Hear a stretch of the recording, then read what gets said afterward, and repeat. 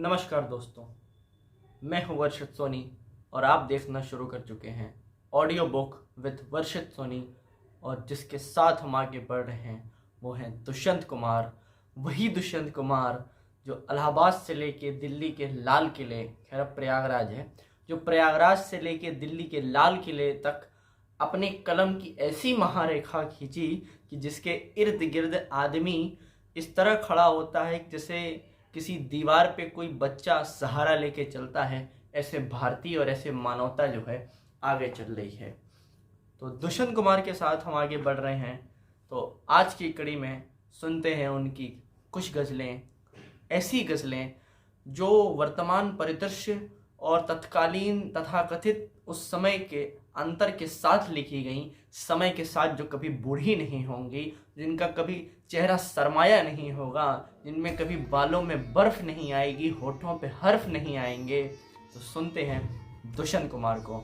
सुनिए कि अपाहिज व्यथा को वहन कर रहा हूँ, अपाहिज व्यथा को वहन कर रहा हूँ, तुम्हारी कहन थी कहन कर रहा हूँ कि दरवाज़ा खोलो तो खुलता नहीं है, इसे तोड़ने का जतन कर रहा हूँ।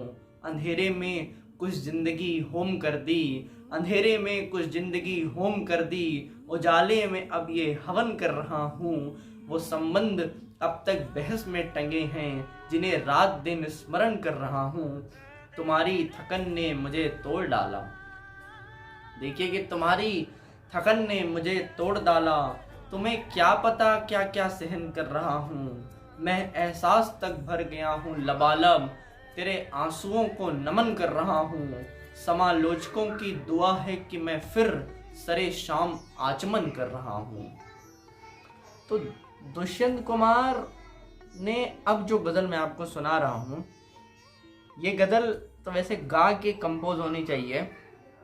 और जो मजदूर वर्ग है, तनवीम एक शायर है, उनका शेर है कि न कोई साजिश थी न जंग का ऐलान लिखा था, बुझी आंखों में सुनहरा अरमान लिखा था, और आतंकवादी बताकर जिसे गोली मार दी तुमने, उसी मजदूर के सीने पे हिंदुस्तान लिखा था।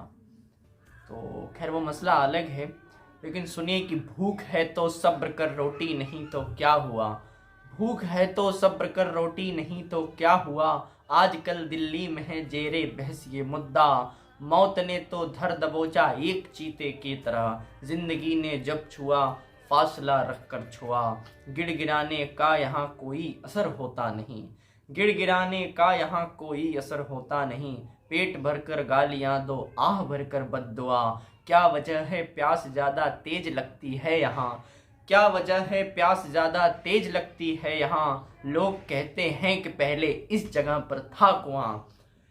एक हिंदी में लाइन आती है कि हटाकर खाक को दाना उठाना सीख लेता है, हटाकर खाक को दाना उठाना सीख लेता है, परिंदा चार पल में फड़फड़ाना सीख लेता है, गरीबी बिन मांगे ला के देती है ऐसा हुनर कि नाजुक पाँव भी रिक्शा चलाना सीख लेता है। तो ये जो गज़ल है कि क्या वजह है प्यास ज़्यादा तेज लगती है यहाँ, लोग कहते हैं कि पहले इस जगह पर था कुआं, आप दास्ताने पहनकर छू रहे हैं आग को, आप दस्ताने पहनकर छू रहे हैं आग को, आपके भी खून का रंग हो गया है सांवला, इस अंगीठी तक गली से कुछ हवा आने तो दो, इस अंगीठी तक गली से कुछ हवा आने तो दो, तब तलक खिलते नहीं ये कोयले देंगे धुआं, दोस्त अपने मुल्क की किस्मत पे रंजीदा न हो, सब बुराई है सारा गलत हो रहा है, कुछ बढ़िया नहीं हो रहा है, मगर हम एक हैं, रंज नहीं दुख नहीं करना है, कि नहीं लड़ेंगे जीतेंगे। दोस्त अपने मुल्क की किस्मत पे रंजीदा न हो, उनके हाथों में है पिंजरा उनके पिंजरे में सुआ, इस शहर में कोई बारात हो या वारदात, इस शहर में कोई बारात हो या वारदात, अब किसी भी बात पर खुलती नहीं है खिड़कियाँ, भूख है तो सब्र कर रोटी नहीं तो क्या हुआ, आजकल दिल्ली में है जेरे बहस ये मुद्दा। अब दुष्यंत कुमार ने ये गज़ल जब लिखी होगी कि जगाने का काम, और जगाना सबसे कठिन काम है, चाहे वो वहम से हो, अहम से हो, नींद से हो, किसी से भी हो, लेकिन एक बार व्यक्ति उठ गया तो आसमान छू लेगा। फिर धीरे धीरे यहाँ का मौसम बदलने लगा है, वातावरण सो रहा था अब आंख मलने लगा है। पिछले सफर की न पूछो, टूटा हुआ एक रथ है जो रुक गया था कहीं पर फिर साथ चलने लगा है। हमको पता भी न था वो आग ठंडी पड़ी थी, हमको पता भी नहीं था वो आग ठंडी पड़ी थी, जिस आग पर आज पानी सहसा उबलने लगा है। जो आदमी मर चुके थे मौजूद हैं इस सभा में, जो आदमी मर चुके थे मौजूद हैं इस सभा में, हर एक का सच कल्पना से आगे निकलने लगा है। ये घोषणा हो चुकी है मेला लगेगा यहाँ पर, ये घोषणा हो चुकी है मेला लगेगा यहाँ पर, हर आदमी घर पहुंचकर कपड़े बदलने लगा है। बातें बहुत हो रही हैं मेरे तुम्हारे विषय में, जो रास्ते में खड़ा था पर्वत वो पिघलने लगा है। हो गई है पीर पर्वत सी पिघलनी चाहिए, इस हिमालय से कोई गंगा निकलनी चाहिए। दुष्यंत कुमार। तो अभी आगे ये गजल आएगी, सुनिए कि कहीं पे धूप की चादर बिछा के बैठ गए, कहीं पे शाम सिरहाने लगाकर बैठ गए। जले जो रेत से तलवे तो हमने ये देखा, जले जो रेत में तलवे तो हमने देखा, बहुत से लोग वहीं छटपटा के बैठ गए। अब देखिए एक बचपन था, आपका भी बीता हमारा भी बीता, और एक लाइन याद आ गई मुझको कि बचपन में भरी दोपहरी में ना पाते थे सारा मोहल्ला। इससे परे है लेकिन एक बचपन याद आ गई, बचपन में भरी दोपहरी में ना पाते थे सारा मोहल्ला, जब से डिग्रियां समझ में आई हैं पांव जलने लगे हैं। तो जले जो रेत में तलवे तो हमने ये देखा, बहुत से लोग वहीं छटपटा के बैठ गए। खड़े हुए थे अलावों की आंच लेने को, सब अपनी अपनी हथेली जला के बैठ गए। दुकानदार तो मेले में लुट गए यारों, तमाशबीन दुकानें लगाकर बैठ गए। ये प्राइवेटाइजेशन पे बहुत बड़ा तंज था।